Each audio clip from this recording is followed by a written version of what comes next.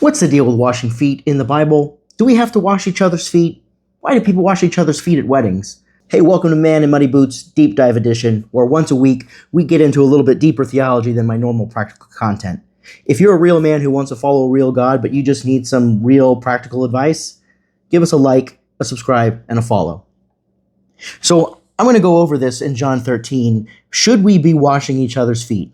In John 13, verse 5, it says, "Then he, Jesus, poured water into a basin and began to wash the disciples' feet and to wipe them with the towel that was wrapped around him. He came to Simon Peter, who said to him, 'Lord, do you wash my feet?' Jesus answered him, 'What I am doing you do not understand now, but afterward you will understand.' Jesus said to him, 'You shall never wash my feet.' Jesus answered him, 'If I do not wash you, you have no share with me.' Simon Peter said to him, 'Lord, not only my feet, but also my hands and my head.' And Jesus said to him, 'The one who has bathed does not need to wash except for his feet, but is completely clean, and you are clean.'" So what do we do with this? Are we supposed to wash feet?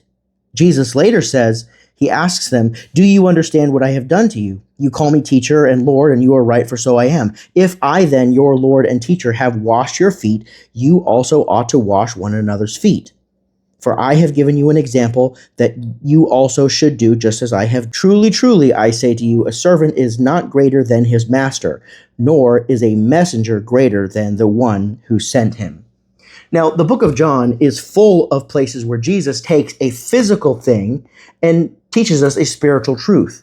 In John 2, he talks about tear down the temple and in 3 days I will build it up again. He's talking about his body. Jesus says that he is the living water. He calls himself bread. He calls himself a gate. He calls himself a way. Many places in John is showing that Jesus is taking something physical, but he's talking about something spiritual.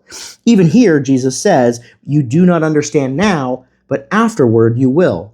And I think that's the key to understanding this section in John 13. I don't think that we need to be washing feet, although we can. I don't think wedding ceremonies should have foot washings, unless maybe you were barefoot at the beach. I think there's something deeper going on here.